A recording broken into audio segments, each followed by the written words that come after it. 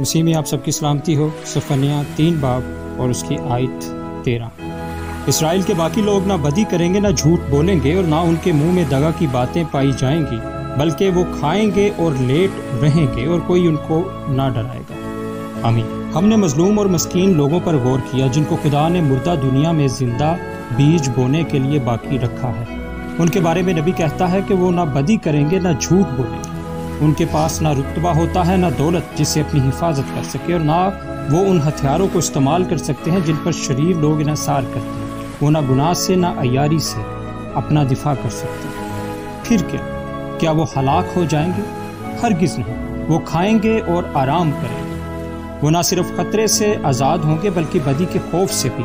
بھیڑیں بہت کمزور اور ناتواں مخلوق ہیں، اور بھیڑی ان کے خوفناک دشمن ہیں، لیکن آج بھی بھیڑیں تعداد میں بھیڑیوں سے کہیں زیادہ، اور بھیڑیں ترقی کرتی ہیں جبکہ بھیڑیے روبہ زوال رہتے ہیں۔ ایک دن آئے گا کہ بھیڑوں کے ریوڑ میدانوں کو بھر دیں گے اور ایک بھی بھیڑیا باقی نہ رہے گا۔ حقیقت یہ ہے کہ بھیڑوں کا ایک چرواہا ہے، اس سے انہیں چارہ، محافظت اور امن چین ملتا ہے۔ کون ہے کہ جب خداوند نزدیک ہو تو اس کے گلے کو ڈرا سکے؟ ہم ہری ہری چراگاہوں میں لیٹتے ہیں کیونکہ یسوع خود ہماری روحوں کی خوراک اور آرام ہے۔ آمین۔